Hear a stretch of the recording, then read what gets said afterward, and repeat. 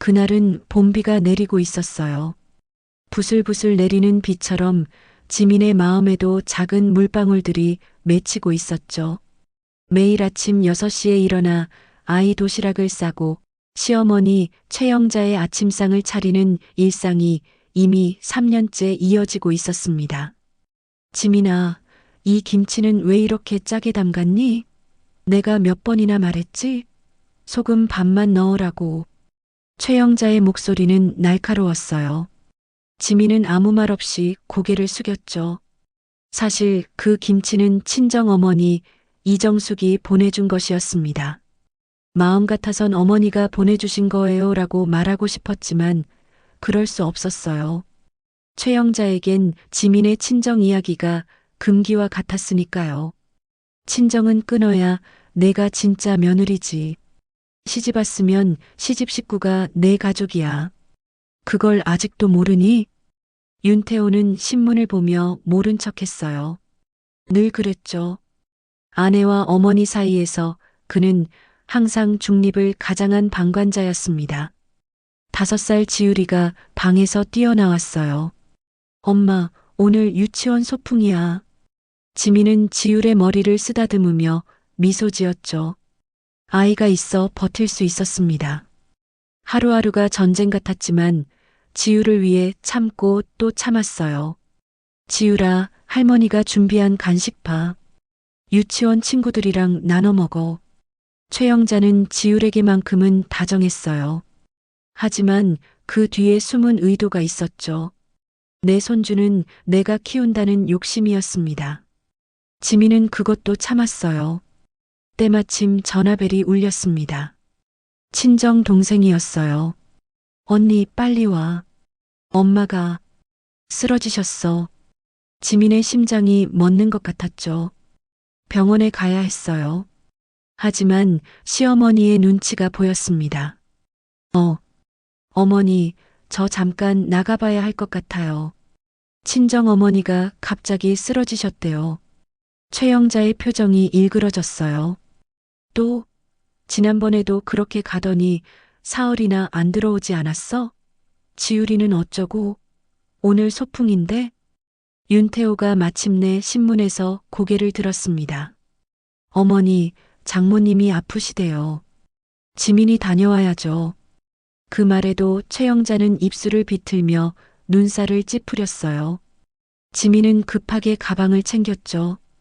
지율의 작은 손이 지민의 옷자락을 잡았습니다. 엄마, 소풍? 지민은 가슴이 찢어지는 것 같았어요. 아이의 눈을 바라보며 미안함을 감추지 못했죠. 미안해, 우리 딸, 외할머니가 많이 아프셔서. 엄마가 꼭 다녀올게. 할머니랑 아빠랑 재미있게 다녀와. 지민이 문을 나서는 순간 최영자의 냉소적인 목소리가 들렸습니다. 그 나이에 왜 그렇게 오지랖이야?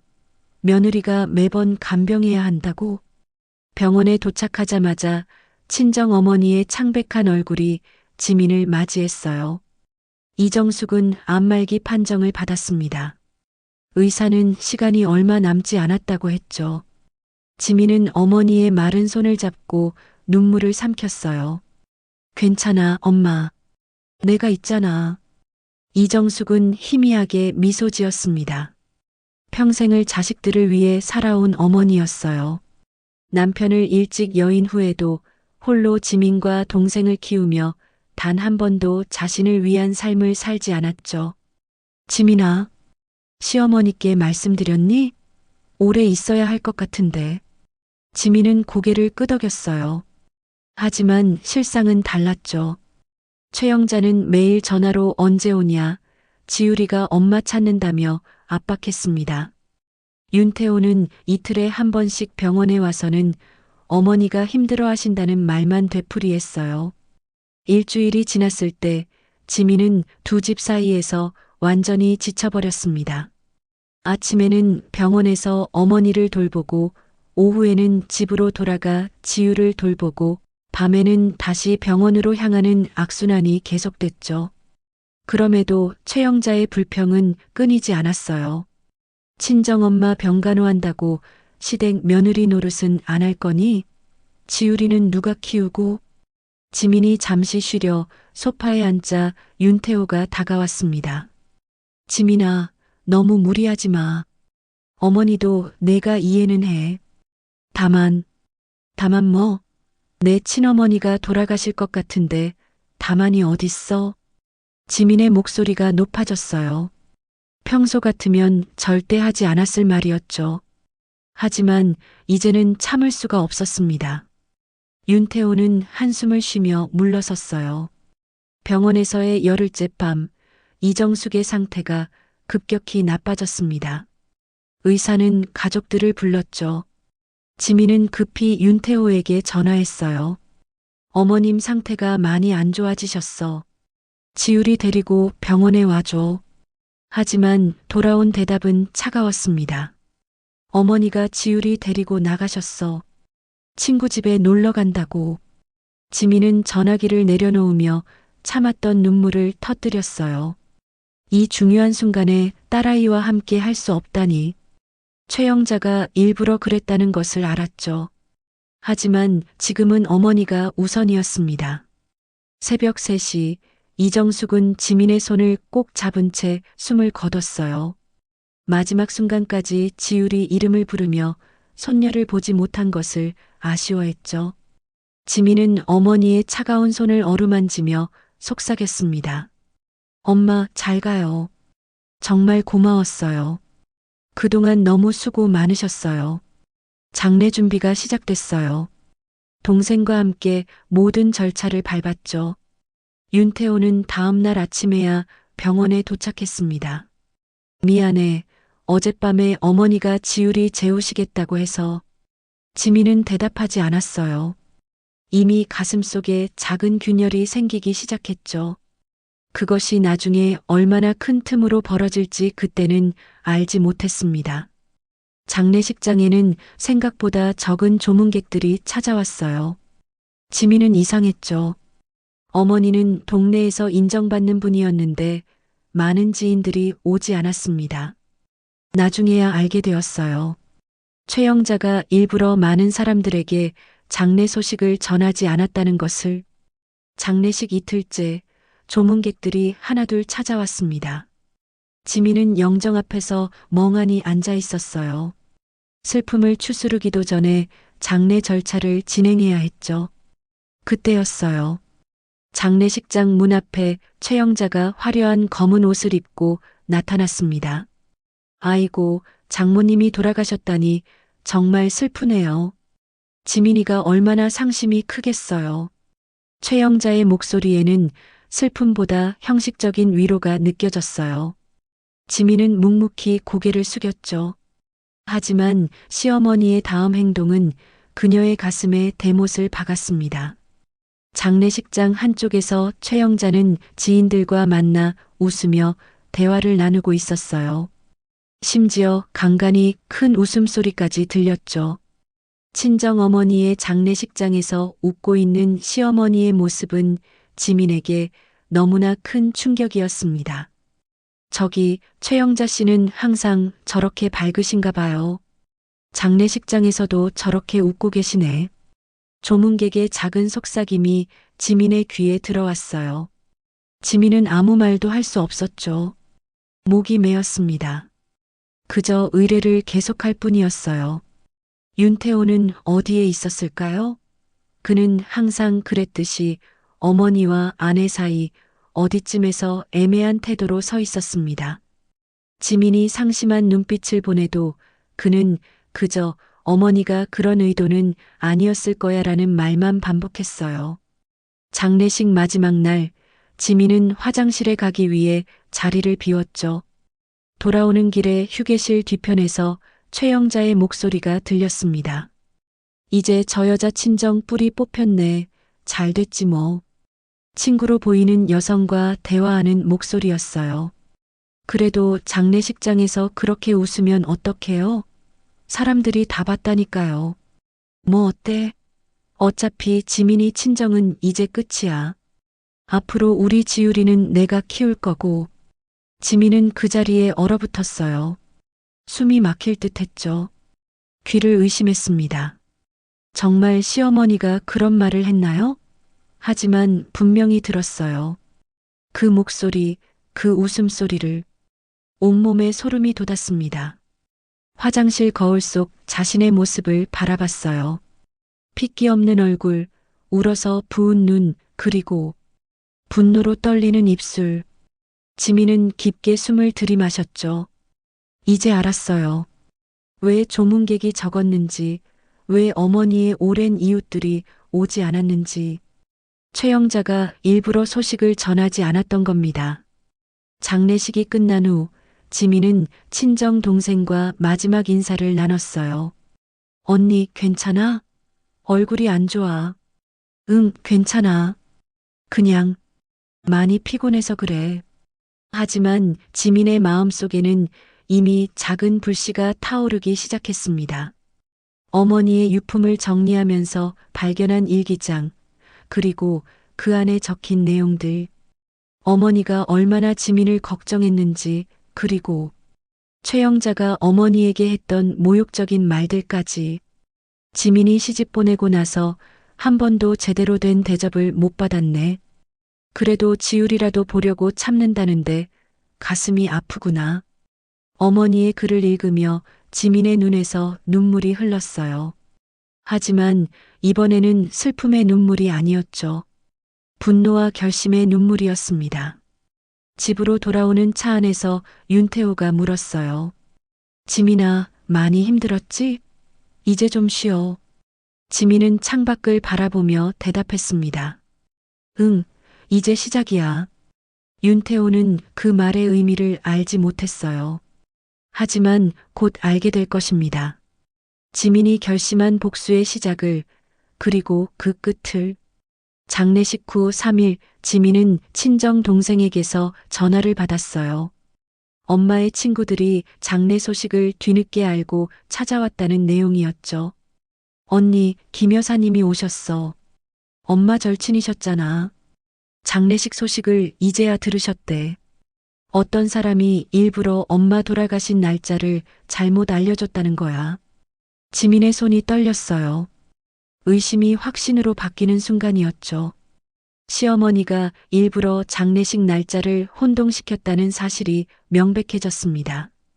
그리고 언니, 이것 봐. 동생이 보내온 사진에는 어머니의 병원비 내역이 있었어요. 지민이 몰랐던 추가 치료 내역과 함께 최영자의 이름으로 된 메모가 있었죠. 이 환자 치료비는 따로 연락 주세요. 가족들에게 알리지 말고. 메모 옆에는 병원 직원의 필체로 보호자 딸에게 치료 옵션 안내하지 않음이라는 메모가 있었습니다. 지민은 충격에 빠졌어요. 시어머니가 어머니의 치료를 방해했다는 사실이 드러난 겁니다. 동생은 계속해서 이야기했어요. 언니, 알고 있었어? 시어머니가 엄마 병원에 몇 번이나 찾아왔대. 엄마 담당 간호사 말로는 엄마가 위중할 때 시어머니가 와서 뭐라고 말씀하셨다고 해. 그 후로 엄마 상태가 급격히 나빠지셨대. 지민의 머릿속이 하얘졌습니다. 어머니가 위독할 때 최영자가 찾아와 무슨 말을 했길래 상태가 나빠졌을까요? 상상조차 하기 싫었어요. 그날 밤 지민은 남편 몰래 어머니의 병원을 찾았습니다. 담당 간호사를 만났죠. 네, 기억해요. 그날이요. 최영자 씨라고 하셨던 분이 오셔서 환자분께 지민이가 이제 친정 신경 쓸 필요 없으니 빨리 보내주세요라는 말을 하셨어요. 환자분이 그 말 듣고 엄청 괴로워하셨죠. 지민은 그 자리에서 주저앉을 뻔했어요. 어머니의 마지막 순간에 그런 잔인한 말을 했다니. 모든 퍼즐 조각이 맞춰지는 순간이었습니다. 집에 돌아온 지민은 지율이 자는 모습을 지켜봤어요. 아이의 평온한 얼굴과 달리 지민의 마음은 폭풍우가 몰아치고 있었죠. 엄마가 지켜줄게. 절대 너까지 빼앗기지 않을 거야. 다음 날 지민은 변호사 사무실을 찾았습니다. 시어머니의 행동이 법적으로 문제가 될 수 있는지 상담하기 위해서였어요. 변호사는 진지하게 지민의 이야기를 들었죠. 가정 내 정서적 학대, 고의적인 정보 차단, 노인 학대에 해당할 수 있습니다. 증거를 모으셔야 해요. 지민은 그날부터 증거 수집을 시작했어요. 시어머니의 음성, 병원 기록, 조문객들의 증언까지 하나하나 차근차근 모았죠. 이 모든 과정을 남편 몰래 진행했습니다. 윤태호는 알아도 어머니 편을 들 것이 뻔했으니까요. SNS에는 가상 계정을 만들어 시어머니의 행동을 기록했어요. 시어머니의 이중성이라는 주제로 많은 사람들의 공감을 얻었죠. 직접적인 신상은 밝히지 않았지만 최영자의 행동 패턴을 자세히 기록했습니다. 어느 날 윤태호가 지민의 노트북을 보게 됐어요. 이게 다 뭐야? 어머니에 대한 기록이잖아. 너 미쳤니? 지민은 차분하게 대답했습니다. 미친 게 아니라 정신이 든 거야. 나 이제 더 이상 참지 않을 거야. 윤태호는 경악했어요. 너 설마 이혼하겠다는 거야? 그것보다 더한 걸 생각 중이야. 너희 어머니가 내 어머니에게 한 짓, 내게 한 짓 모두 갚아줄 거야. 그날 밤 지민은 지우를 데리고 친정 동생의 집으로 갔습니다. 잠시 피할 필요가 있었어요. 복수의 계획을 차근차근 세우기 위해서였죠. 한편 최영자는 지민이 집을 나간 것을 알고 크게 화를 냈어요. 제 정신이냐? 애 데리고 어디로 간 거야? 바로 데려와. 하지만 지민의 마음은 이미 확고했습니다. 이제 시어머니의 약점을 하나씩 공략할 차례였어요. 돈, 체면, 사회적 이미지. 최영자가 가장 소중히 여기는 것들을 노릴 겁니다. 복수의 시계가 돌아가기 시작했어요. 친정 동생의 집에서 일주일을 머문 지민은 차분히 계획을 세웠어요. 윤태호의 전화는 수십 통이 왔지만 짧게 지율이랑 잘 지내고 있어. 걱정 말라는 메시지만 보냈죠. 최영자의 분노에 찬 음성 메시지는 모두 녹음해 증거로 저장했습니다. 내가 감히 내 손주를 데리고 나가? 당장 돌아오지 않으면 가만두지 않을 거야. 이런 협박성 메시지들이 지민의 복수 계획에 큰 도움이 됐어요. 변호사는 이 모든 것이 정서적 학대의 증거가 될 수 있다고 조언했죠. 지민의 첫 번째 타겟은 최영자의 사회적 이미지였습니다. 최영자는 동네에서 모범적인 어르신으로 알려져 있었어요. 노인복지센터에서 봉사활동도 하고 부녀회 활동도 열심히 했죠. 하지만 그 이면에는 따돌림과 뒷담화, 권력 다툼이 있었습니다. 지민은 최영자가 다니는 복지센터의 관계자를 만났어요. 시어머니가 몰래 센터 기금을 개인 용도로 사용했다는 소문이 있었거든요. 사실은 확인하기 어렵습니다만 최영자님이 관리하던 시기에 장부가 좀 이상했어요. 하지만 증거가 없어서 지민은 끈질기게 조사했죠. 마침내 최영자가 복지센터 기금으로 개인 여행을 다녀온 영수증을 찾아냈어요. 그것도 친정어머니 이정숙이 위독하던 바로 그 시기에. 다음 단계로 지민은 시어머니의 가면을 벗기기로 했어요. 몰래 녹음해둔 최영자의 막말들, 장례식장에서 웃고 있는 사진, 병원 간호사의 증언까지 이 모든 것을 체계적으로 정리했죠. 내가 이렇게까지 해야 하나. 순간 망설임이 들었지만 어머니의 마지막 모습이 떠올랐어요. 외손녀 지우를 보지 못한 채 돌아가신 어머니, 그리고 그 장례식장에서 웃고 있던 최영자. 분노가 다시 치밀어 올랐습니다. 지민은 SNS에 가상 계정으로 시어머니의 진실이라는 시리즈를 올리기 시작했어요. 실명은 거론하지 않았지만 상황 묘사가 너무나 구체적이어서 최영자를 아는 사람들은 누구인지 알아볼 수 있었죠.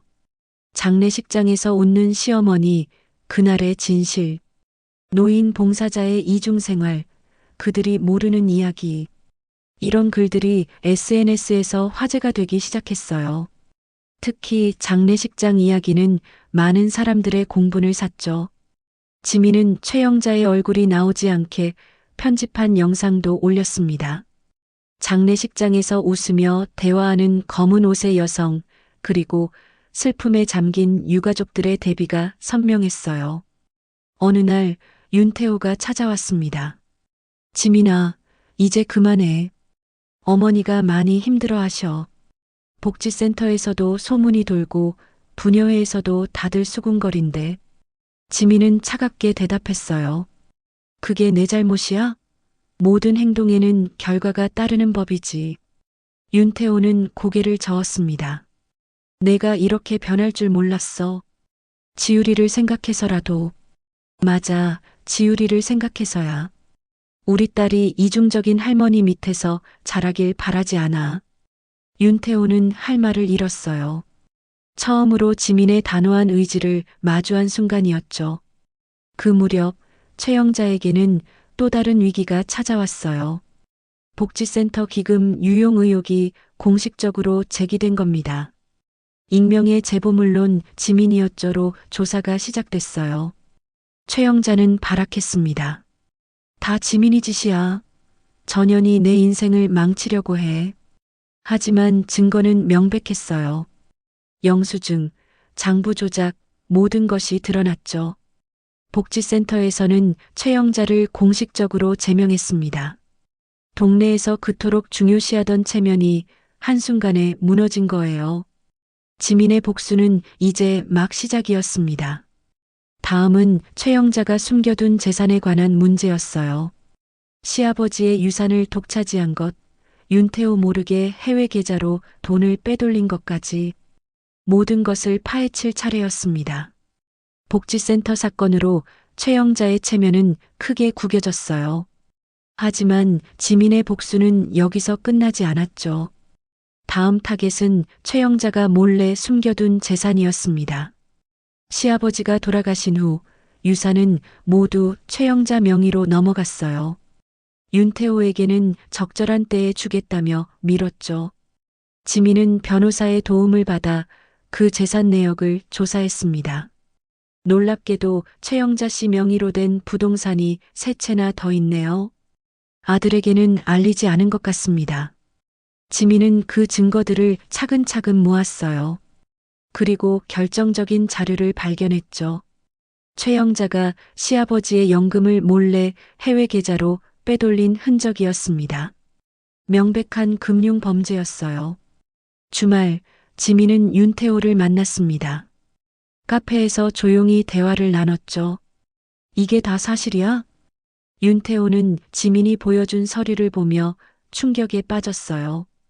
평생 어머니가 우리 집은 형편이 어렵다며 자신에게 돈을 요구했는데 실상은 엄청난 재산을 숨기고 있었던 거죠.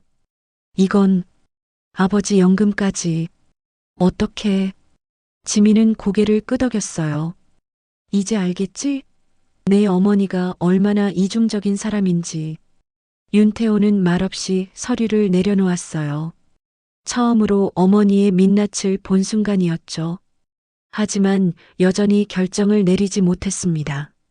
내가 어머니와 얘기해 볼게. 지민은 쓴웃음을 지었어요. 지금도 어머니 편이야? 이런 증거를 보고도? 윤태호는 대답하지 않았습니다. 지민은 결심했어요. 이제 마지막 단계로 넘어갈 때였죠. 이혼과 양육권 싸움이 그것이었습니다. 며칠 후 최영자는 복지센터와 재산 문제로 궁지에 몰렸어요. 지민이 SNS에 올린 글들은 계속해서 확산되었고 그녀의 지인들은 하나둘 등을 돌렸죠. 평생 쌓아온 체면이 무너지고 있었습니다. 절박해진 최영자는 지민을 직접 찾아왔어요. 이제 그만해. 내가 원하는 게 뭐야? 돈이야? 얼마든지 줄게. 지민은 차갑게 웃었습니다. 그게 다예요? 돈으로 해결될 문제가 아니에요. 최영자는 얼굴을 일그러뜨렸어요. 그럼 뭘 원해? 내가 사과라도 하라고? 어머니가 진심으로 사과할 수 있을까요? 내 어머니 장례식장에서 웃으면서 친정 뿔이 뽑혔다고 말한 사람이. 최영자는 얼굴색이 변했어요. 그 말을 지민이 들었다는 사실에 충격을 받은 듯 했죠. 내가 어떻게 모든 걸 들었어요. 그리고 지금부터는 제가 움직일 차례예요. 지민은 준비해온 서류 뭉치를 내밀었습니다. 이혼 소장과 양육권 청구서였어요. 난 이제 이 집을 떠날 거예요. 지우리도 데리고요. 당신이 평생 쌓아온 그 가짜 이미지처럼 이 가족도 가짜였으니까. 최영자는 자리에서 벌떡 일어났어요. 감히 내 손주를 데리고 어디로 가겠다는 거야? 지민은 흔들리지 않았습니다. 법원이 결정할 일이에요. 어머니가 저와 제 친정 어머니에게 한 일들, 시아버지의 재산을 빼돌린 일들, 모두가 증거로 제출될 거예요. 최영자의 얼굴에서 혈색이 빠졌어요. 그녀의 인생이 무너져 내리는 소리가 들리는 듯 했죠. 다음 날 지민은 몇 가지 짐만 챙겨 집을 나섰습니다. 지우리는 유치원에서 데리고 나왔어요. 아이에게는 새 집으로 가자라고만 말했죠. 윤태호는 회사에서 급히 달려왔어요. 지민아, 제발, 우리 다시 얘기해보자. 하지만 지민의 눈빛은 이미 단단히 얼어붙은 상태였습니다. 3년 동안 내 어머니가 나를 어떻게 대했는지 너는 한 번도 제대로 보지 않았어. 이제 와서 무슨 말을 해도 소용없어. 지우리는 아빠와 엄마가 다투는 모습을 보며 불안한 표정을 지었어요. 지민은 아이를 안아 올렸죠. 괜찮아, 우리 딸. 이제 행복하게 살 거야. 그렇게 지민은 새로운 삶을 향해 첫 발을 내딛었습니다. 친정 동생이 마련해준 작은 아파트로 향하는 동안 그녀의 마음은 이상하게 가벼웠어요. 마침내 짐을 내려놓은 느낌이었습니다. 최영자는 발악했어요. 동네 사람들에게 지민이 나쁜 며느리라고 소문을 퍼뜨리고 손주를 빼앗아 갔다며 울부짖었죠. 하지만 이미 그녀의 신뢰도는 바닥이었어요. 복지센터 사건과 재산 문제로 사람들은 최영자의 말을 믿지 않았습니다. 법정에서 양육권 심리가 진행되는 동안 지민은 차분히 자신의 이야기를 풀어냈어요. 정서적 학대, 가정 내 억압, 아이에게 미치는 악영향까지. 최영자의 변호사는 지민이 시어머니를 음해하고 있다고 주장했지만 증거들은 명백했어요. 판사는 지민에게 유리한 판결을 내렸습니다. 아동의 안정적인 정서 발달을 위해 모친에게 우선적 양육권을 부여합니다. 윤태호에게는 면접교섭권만 인정됐어요. 이제 지민과 지우리는 새로운 출발을 할 수 있게 된 겁니다.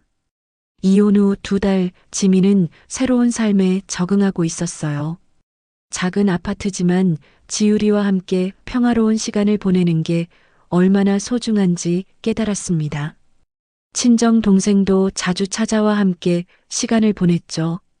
언니 많이 달라졌어. 더 밝아졌어. 지민은 미소를 지었습니다. 이제야 숨을 쉬는 것 같아. 그동안 얼마나 숨이 막혔는지 몰랐네. 윤태호는 주말마다 지우리를 만나러 왔어요. 처음에는 어색했지만 점차 아빠로서의 역할에 충실해지고 있었죠. 최영자와 지민 사이에서 더 이상 중간자 역할을 하지 않아도 되니 그도 편해 보였습니다.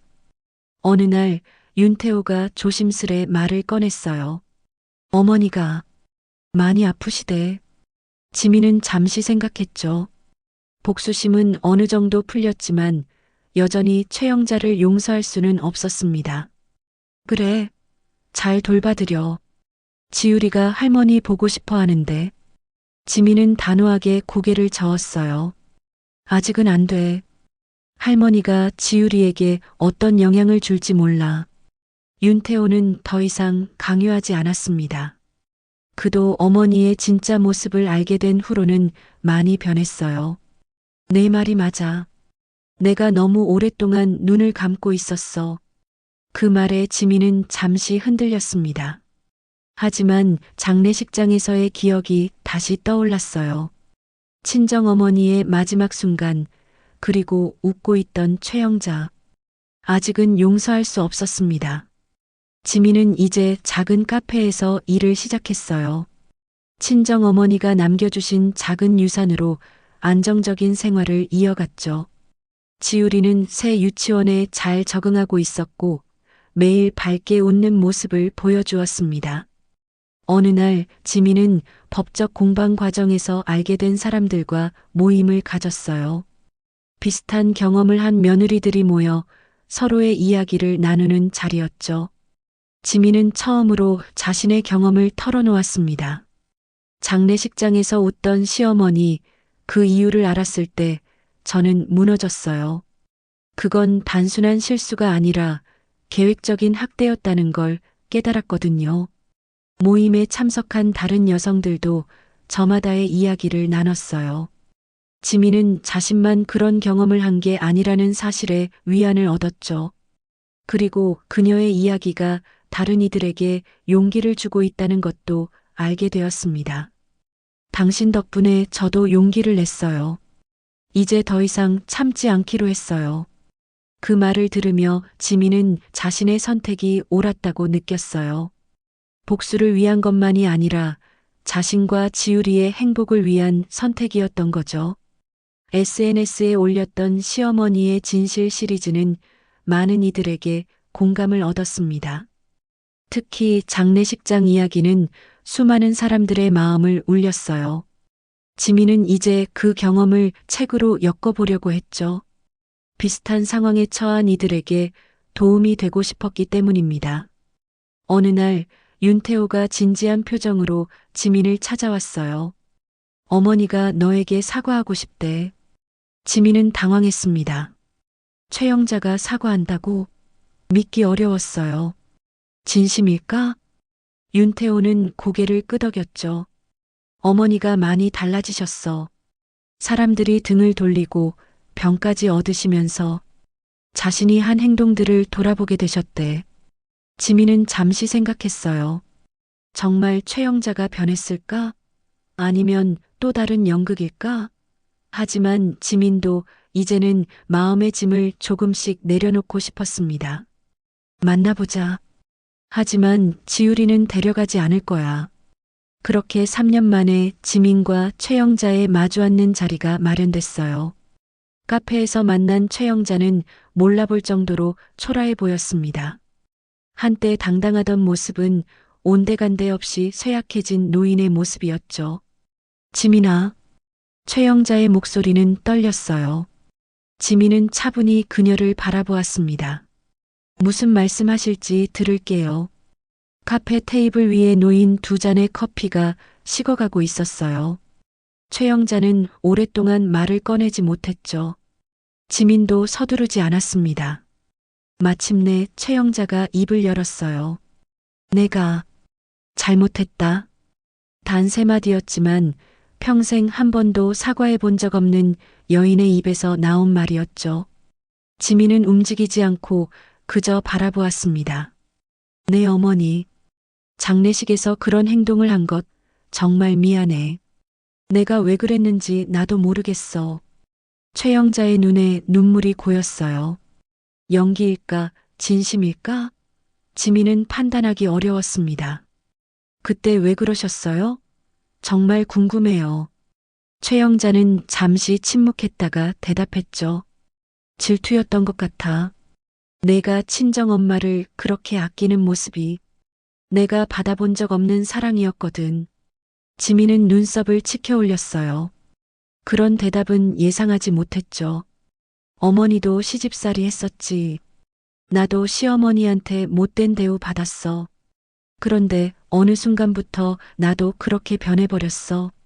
최영자의 고백은 계속되었어요. 자신의 어린 시절, 혹독했던 시집살이, 그리고 점점 자신도 그런 사람이 되어가는 과정까지. 지민은 말없이 들었습니다. 내가 떠난 후 사람들이 다 등을 돌렸어. 복지센터에서도 쫓겨나고 평생 쌓아온 체면이 한순간에 무너지더라. 최영자의 목소리가 떨렸어요. 그제서야 내가 무엇을 잃어버렸는지 깨달았어. 돈도 체면도 아닌 가족이었어. 지민은 여전히 표정을 감추고 있었지만 내심 동요했어요. 최영자가 이렇게까지 솔직해질 줄은 예상하지 못했죠. 용서해달라는 게 아니야. 그건 너무 이기적인 바람이니까. 다만 지우리를 한 번만 보게 해주면 안 될까? 지민은 잠시 생각했어요. 최영자의 말이 진심인지 아닌지 여전히 확신할 수 없었지만 사람은 변할 수도 있다고 생각했죠. 지우리를 만나려면 조건이 있어요. 최영자는 눈을 크게 떴어요. 무슨 조건이든 들어줄게. 먼저 상담을 받으셔야 해요. 전문적인 심리 상담. 그리고 저와 제 어머니에 대한 진심 어린 사과문을 써주세요. 마지막으로 지유리에게 영향을 미치려는 어떤 시도도 하지 않겠다고 약속하셔야 해요. 최영자는 잠시 생각하더니 고개를 끄덕였어요. 그렇게 할게. 약속할게. 지민은 일어섰습니다. 한 달 후에 다시 연락드릴게요. 그때까지 상담을 시작해보세요. 카페를 나서며 지민은 이상한 해방감을 느꼈어요. 복수를 완성했다기보다는 자신의 마음속 응어리를 조금 풀어낸 느낌이었죠. 집으로 돌아온 지민은 지유리를 꼭 안아주었어요. 우리 딸 행복하지?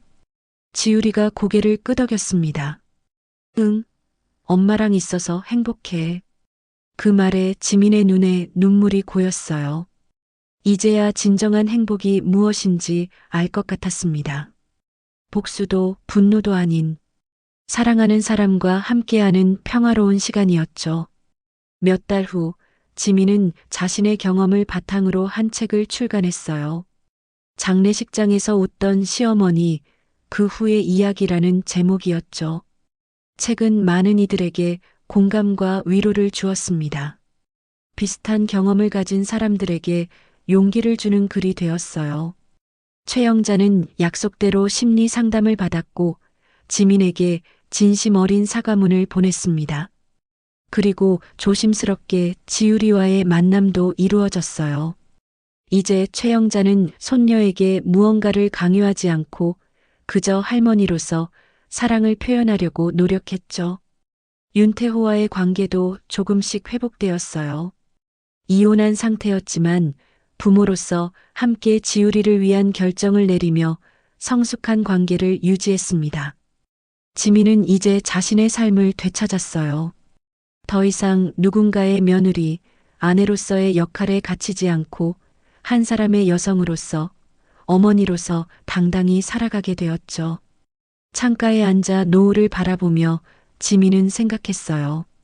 장례식장에서 웃던 시어머니를 보았던 그날, 그 분노가 없었다면 지금의 자신도 없었을 거라고.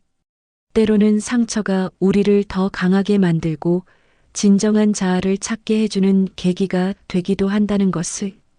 엄마, 저도 볼래요. 지유리가 다가와 창가에 함께 섰습니다. 지민은 아이를 안아 올리며 미소 지었어요. 봐, 우리 딸. 저기 노을이 지고 있어. 하루가 끝나고 새로운 하루가 시작될 거야. 그렇게 지민의 인생에도 새로운 장이 열리고 있었습니다. 복수를 위해 시작된 여정이었지만 결국은 자신을 찾아가는 여정이 되었던 거죠. 그날 장례식장에서 웃던 얼굴.